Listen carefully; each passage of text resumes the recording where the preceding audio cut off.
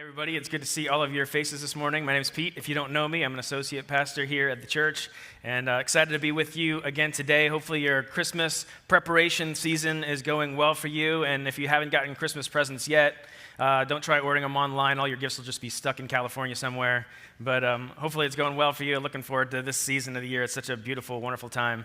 But a couple weeks ago, we started a series that we are seeing here on the screen called The Mission, and Phil continued talking about that a little bit last week, and we want to continue to have a discussion about that. But as I think about the mission, and we'll get into the details a little bit more about it in a second here, but as I think about the mission that Jesus put in front of us, it feels like a daunting, incredible task, an impossible task, because the idea of what he's called us to do is so large, it just feels impossible.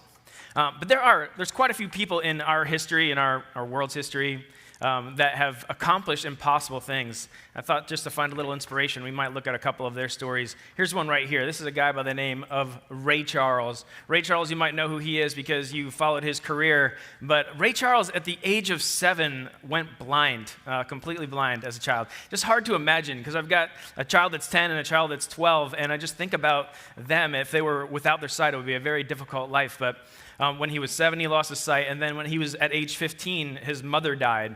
So even before he was in a place of adulthood, he was just at a very serious place of depression, and he sank into the depths of depression. So much was stacked against him. 2 of his most important things of his life were gone.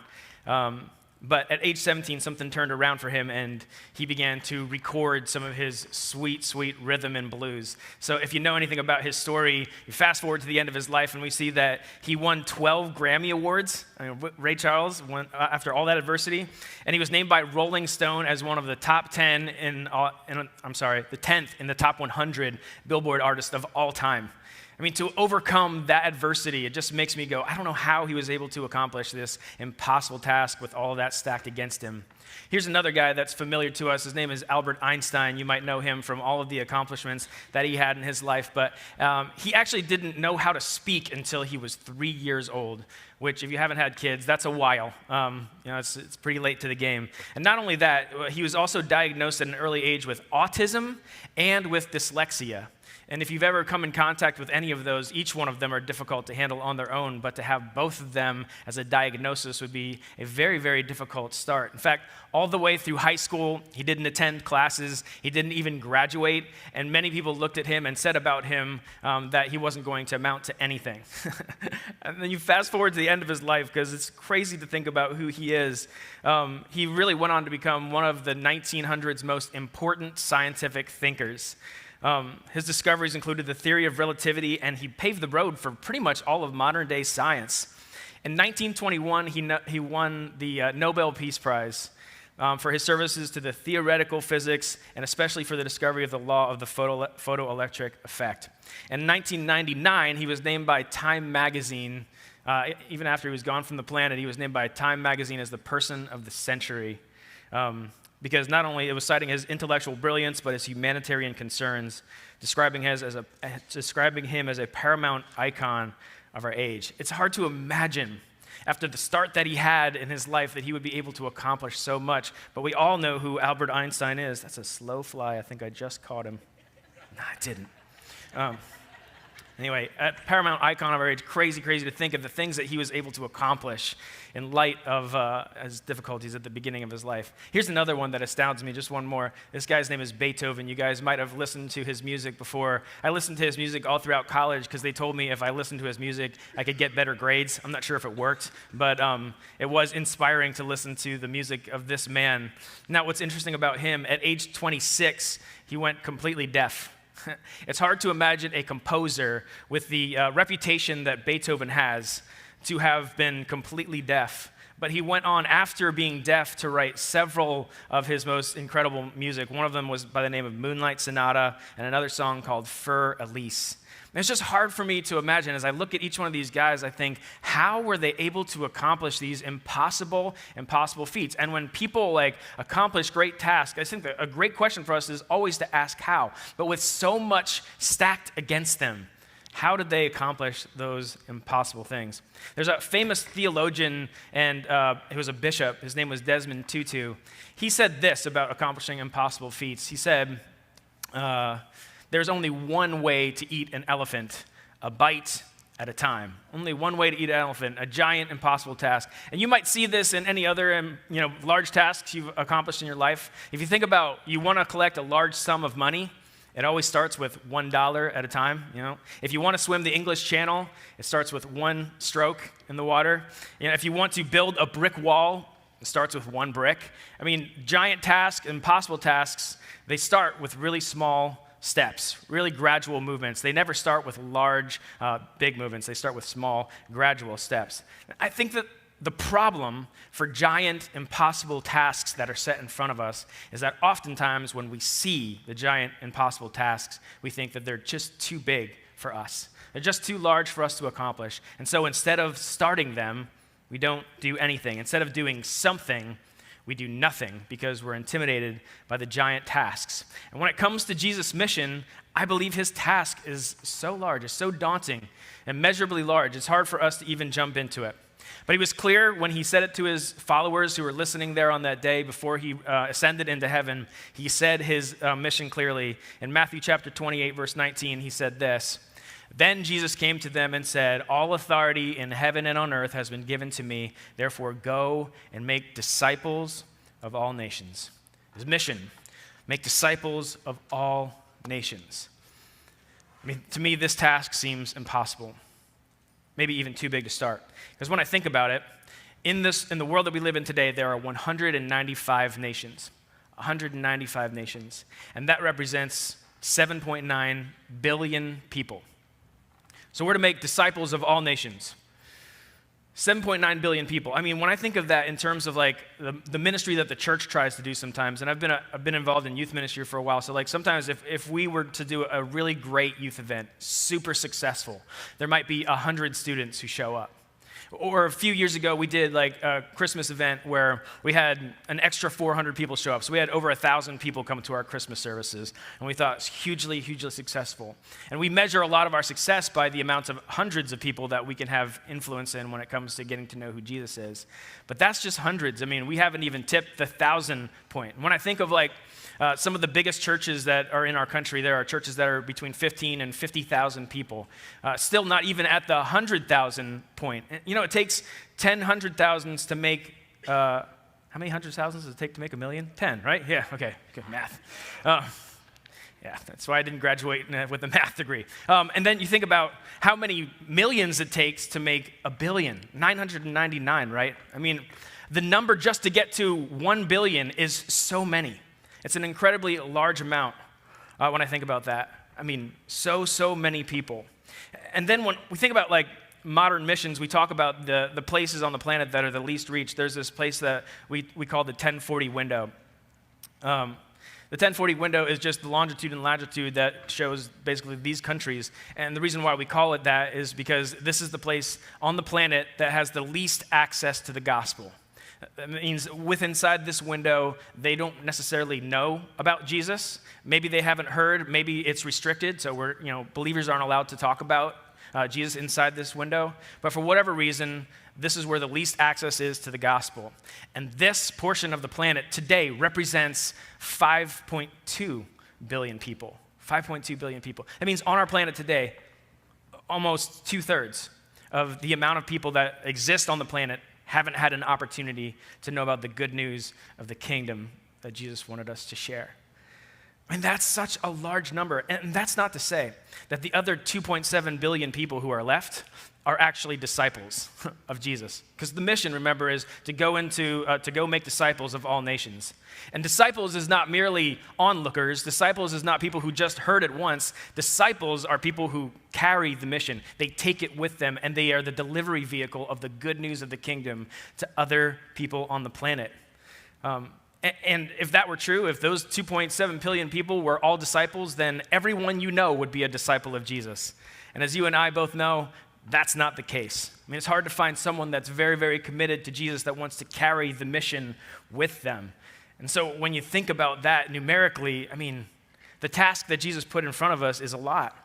Making a disciple itself is a huge task, but the idea of taking disciples to every nation is impossible. It's impossible. So the question I want to ask this morning is, how do we start eating that elephant? How do we start eating that elephant? And what can we learn from Jesus? Because Jesus was the author of this mission. He gave it to us. And certainly he wouldn't give it to us if it was impossible for us to carry out or participate in. So what can we learn from him as we study his action and his interaction with the disciples? We're going to take a look at it today in Luke chapter 9. Here's where we pick it up. About 8 days after Jesus said this, he took Peter, James, and John with him, and he went up onto a mountain to pray. Now, just to give you, before we move on, Peter, James, and John were 3 of his disciples. And I think about like the amount of the disciples that Jesus chose is really interesting because he chose 12 people to be like in a circle that got to know him pretty well. So out of all the crowds, and there was thousands of people that would follow Jesus around, there was always like 5,000 people that would show up at a crowd. He chose 12 people to pour his time into. And of those 12, we see that these 3, Peter, James, and John, were invited into an inner circle situation here. They were invited to a situation that was the event of a lifetime, something that they could never know was about to happen, but Jesus knew what was about to happen, and he invited a small group of people. So he basically reduced the crowd from thousands to 12, and then he even reduced his disciple crowd from 12 down to 3. Okay, so here's what it says. As he was praying, the appearance of his face changed, and his clothes became as bright as a flash of lightning. So something supernatural is happening here while he's up there on the mountain. Everything about his appearance is changing. Let's go on. 2 men, Moses and Elijah, appeared in glorious splendor talking with Jesus. So these 2 guys show up, Moses and Elijah. They are both guys who are no longer alive, but they are these 2 icons. They're legendary people in the Jewish faith because they were part of the story in the Old Testament of the Scripture. If you've read some of the Old Testament, you recognize the name Moses and you recognize the name Elijah. Moses was instrumental in leading God's people free from captivity in Egypt, and Elijah was a prophet who spoke for God. So these 2 guys, they show up. They're no longer alive, but they show up here on the mountain. So Jesus' physical appearance is changing, and then these men show up. And here's what they say. They spoke about his departure, which was about to bring fulfillment in Jerusalem. So they're literally talking about an event that is going to take place in the future, which I just find this astounding. 2 guys who are no longer alive show up on this mountain talking with Jesus while his physical appearance is glowing, and they begin to talk about a future event when Jesus was going to die and be resurrected and ascend into heaven, his departure, which is crazy. They're just discussing these events that are about to happen.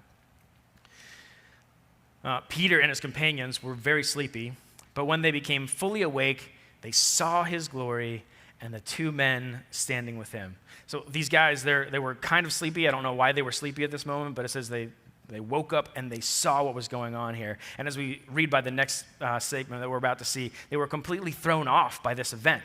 Because of course they were. They were snoozing for just a hot second here, and when they wake up, they see 2 men that they recognize that are not supposed to be alive, and Jesus glowing. So let's listen to Peter's response. As the men were leaving Jesus, Peter said to him, "Master, it's good for us to be here. Let us put up 3 shelters, one for you, one for Moses, and one for Elijah." It says he didn't know what he was saying. Now, I think that's just because he was so caught off by this crazy, crazy moment that he literally looked up and he recognized Moses and Elijah. I think that's interesting that he recognized them because, we live in a time where you might recognize someone that you don't know, or maybe someone from history because we have pictures and Facebook and things like that. But they didn't have any of that. There was no social media or technology that they would have no way to recognize Moses and Elijah, but yet in this moment, they knew who they were. And they recognized this was a crazy, crazy moment. Peter's like, hey, let's just build some shelters, whatever. And it continues on. While he was speaking, a cloud appeared and covered them, and they were afraid as they entered a cloud. Okay, so again, these 3 disciples, they're standing there. This crazy thing is happening. Moses, Elijah, Jesus is glorified in this moment. And then this cloud descends. This is so astonishing to me. This cloud descends into this moment, and as we understand from the next verse we're about to read, that this is God descending on this mountain, Father God showing up in the midst of this moment as well. And it says they entered the cloud. In other words, they walked into the presence of God. They spent time interacting with God the Father, with God the Son, and two prophets of old standing here on the mountain. And listen to what the voice said. A voice came from the cloud saying, "This is my Son, who I have chosen. Listen to him." And if they had any questions in the moment of who Jesus was, all of a sudden, all those questions were answered. They'd been invited into an inner circle, something that most people on the planet had never actually experienced. I mean, this was a moment where they were on a really short list of people who had actually had an opportunity to hear from God. But in this moment, they see prophets, they see Jesus glowing, he's transfigured on the mountain, and then they are ushered into the actual presence of Father God, and they hear God declaring, "This is my Son." I look at this moment and I think to myself, okay, actually, let's just read the last verse before we move on. It says, "When the voice had spoken, they found that Jesus was alone, and the disciples kept this to themselves, and they did not tell anyone at the time what they had seen."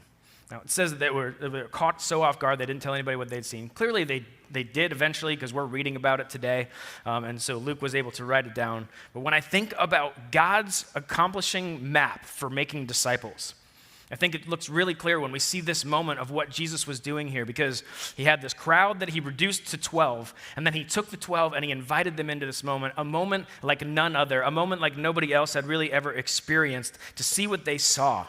And he invited them in to hear God's voice declaring who he was. And I think this is super, super important when we think about it this way. In Jesus' disciple-making process, even Jesus didn't try to disciple everyone. Jesus didn't try to disciple everyone. He invited 3 into his inner circle, 3 to see this experience, 3 to walk away from that moment and go, "Oh my goodness, do you know what we just experienced? Do you know who we just saw, who we just interacted with, and the voice that we heard, and the presence that we were in?" He invited 3 of them to do this. And this was our mission's author. When Jesus said, go to make disciples of all nations, he was showing us that this is the model of making disciples. And when it comes to this daunting task, he gives us an example, a really great example of what the first bite of the elephant looks like. It's almost like to take a page out of the playbook of God himself. It looks like this, that Jesus did this. And I think this is how we sum it up. We do for one what you wish you could do for everyone. Do for one what you wish you could do for everyone. Now, I might think of it in this way, because the question that I would think we would ask ourselves in watching this is, do I want to accomplish Jesus' mission? And the answer for me, and I hope the answer for many of you, is to say, yes, I want to accomplish Jesus' mission. Of course I do. And the next question is, do I wish that I could accomplish Jesus' mission for everyone? And the answer again is yes, I wish that I could. And even though my heart longs for every single person to become a disciple of Jesus, and I wish that I could make that happen, I'm just one person. I'm just one. So I have to really realistically think about what I can do. I can't personally make a disciple in every nation. I can't do it. It's not physically possible for me to do that. But I can make one disciple in one nation. I can't make a disciple in every nation, but I can make one disciple in one nation. I can't disciple everyone, but I can disciple someone. And I think so often, because this task is so daunting, and if you've sat in church before and you've heard the Great Commission before and you heard us set on this mission of what we're supposed to do, we look at this task and it's so big that we go, I just can't even start. It's too big. It's too big of a thing. Like if you've ever looked at a masterpiece and thought, I don't know how someone was able to paint that, so I would never even try. Now, there's a painting hanging in my house of the Lord's Supper. It's just this beautiful painting. It was in my childhood home that I saw at the back of my hallway. And I remember walking up to that one day and looking at it and asking my mom, "Where did you buy this painting?" And she said to me, "Oh, I didn't buy it. I painted it." And now, if you know my mom is a wonderful person. She's got an eccentric personality, lovely lady, but she's not an artist. I mean, she's just not. Now, the thing is, I don't know how my mom painted that. So I asked my mom, "How did you paint this masterpiece of a picture?" And she told me. She's like, "Well, it's a paint by number picture." so I filled in all the little dots one dot at a time. She didn't know how to paint the masterpiece, but she knew how to follow the instructions of one dot at a time. Because listen, everyone, a disciple in every nation, everyone is the elephant. I can't accomplish that. But someone is one small bite. I can't disciple everyone, but I can disciple someone. God's playbook is to do for one what I wish I could do for everyone. When we see it modeled in Jesus, he took the crowd and reduced it to 3 that he invited into a circle. And that was God. That's how he set out to accomplish the mission. It's actually the playbook. Like in a football game, the mission is to win the game. But how do we win the game? One successful play at a time. And with Jesus, we really see that the playbook is similar. The mission is to win people to a restored relationship with God. And how? By making disciples one relationship at a time. And we see it with Jesus, and we see it modeled with Paul as well. And Paul was an apostle. He was a follower of God closely, and he wrote a lot of the New Testament. But a lot of the New Testament that he wrote was letters that he was writing to disciples that he had. So we see like this model with Paul when he was writing some letters to a guy by the name of Timothy. And he wrote 2 letters to him, 1 Timothy and 2 Timothy. But I just wanted you to see some of it, to see the example of how Paul was discipling one. Check this out. He said, "Don't let anyone look down on you because you're young, but set an example for the believers in speech, in conduct, in love, in faith, and in purity." It's like, Timothy, this is how you should live. He was modeling for him what he should be doing as a young pastor. He gave him another quote here later in 1 Timothy chapter 4. He said, "Be diligent in these matters. Give yourself wholly to them so that everyone may see your progress. Watch your life and your doctrine closely." He's coaching him on the example that he should be living. He was showing him on how he was supposed to be an example. And, Paul, he actually had a relationship like that with Timothy. We see some other letters that he wrote to Titus and Philemon, and he had a few companions. But while his reach was massive, and because of the inspirational letters that God has used and encapsulated into the 66 books of the Bible that we read as the canon of the Bible, his reach has been to billions of people. But his discipleship focus was small. Isn't that crazy? His reach was to billions, but his discipleship focus was small. It was just a few. He really, really narrowed his focus into just a few people. That way that he was tackling eating the elephant was one small bite at a time. And so I think about this. If I want my reach to be a similar way, I have to take my resources, all the resources that I have, and I have to focus them into one small area. I can't imagine that I could accomplish this giant task all by myself. I can't. I'm not physically capable, and you're not physically capable, and we can't accomplish that. But while I can't disciple everyone, I can disciple someone. So in conclusion, as we wrap this up, there's 2 things that I want to make sure that we talk about here today, just practical steps that you can walk away with. One is, stop feeling guilty for your limited natural capacity. Stop feeling guilty for your limited natural capacity. Because when we are guilty about what we can't do, we just stare at the elephant. And we look at it and we say, it's too big, I can't start, there's no way, so I won't. And we begin to make excuses. We begin to say, I wish I could, but I can't. You might say, hey, that 1040 window is filled with people that need to hear about Jesus, but since I can't go there, I'm not a missionary. God hasn't called me to that, so I can't participate. I mean, that's just not reality. So stop feeling guilty for your limited capacity to not be able to reach everyone. You can't. You alone are not going to accomplish the entire mission. You're not. Listen to what Paul says about this in Romans 12. He says, "For by grace given to me, I say to every one of you, do not think of yourself more highly than you ought, but rather think of yourself with sober judgment in accordance with faith that God has distributed to each of you." Listen, this discipleship effort, this mission that we're on, this is a team thing. And when we participate in it together, incredible things happen. But you can't keep expecting yourself to do it all. So stop feeling guilty for your limited capacity. Have a sober view of yourself. You're one person. But that doesn't mean that we shouldn't do the mission at all. So the second thing to walk away with is start doing for one what you wish you could do for everyone. Start doing for one person, one somebody, what you wish you could do for everybody. Do I wish I could reach the 1040 window? Yes. But I'm going to start with someone. I'm going to start with one individual that I can pour my life into, one individual that I can say, I'm going to disciple and mentor and love and invest time in and lead and help them to get to know who Jesus is, because the more they become like a follower of Jesus, the more they're going to carry the mission to the people around them too. And more people will find out Jesus' mission, the good news of the kingdom, that grace and care is accessible for everybody, and that forgiveness, it comes through faith in Jesus alone, and that the Messiah is here. This good news, it gets carried by people that are close to Jesus. And so if I invest my life into someone, they're going to carry that along with them as a disciple of Jesus. You know, when I was 18 years old, I had somebody that decided that they were going to pour their time into me. I was just a young adult. I thought I knew what I wanted to do with my life, but I didn't really know. I was going to college for really actually nothing. And when this guy began to pour his life into me, he invited me to be involved in serving on our middle school ministry team. And as I did, something happened in my heart when I began to fall in love with Jesus.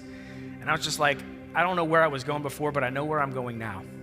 I transferred from Penn State to Lancaster Bible College to get a degree so that I could spend my life helping people find out who Jesus was. And I think about that moment, that time that man decided to invest his time in me. It changed everything for me. And over the course of my life, I have had an opportunity to invest in, or not invest in, but speak to and be influential over thousands of teenagers by having 20 years in student ministry.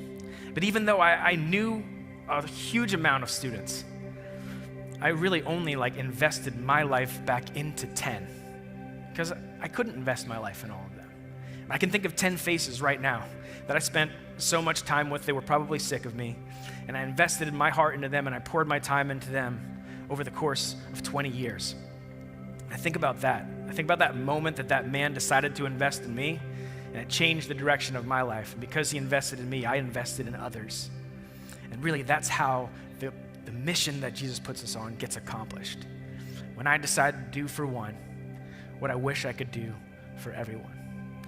So it's time to stop hiding behind our excuses that the mission's too big, because we can just eat one bite. So today, who is that somebody? Maybe that's your prayer as you leave this place. Who is that somebody that I could begin to invest in? Who's that person that I could pour my life and my energy and my resources into so that the next generation will find out who Jesus is because of my investment in them? And who knows how many people they'll decide to invest themselves into, but who's my somebody that I start investing in today? Because while you can't do that for everyone, you can do that for someone. Do for one what you wish you could do for everyone. It's our Creator's model. And it's time to jump in to the mission He set us all on. Let's pray. Jesus, we thank you for the fact that you have given us this great mission, and not only have you given it to us, but you've made it possible for us to participate. And discipling is not easy. It takes time, and it takes energy, and it takes focus. But God, you've set an example for how we can do it. And I pray that you would give us the confidence to listen to you, the passion to jump in, and the desire to find someone that loves you enough to carry the mission to somebody else.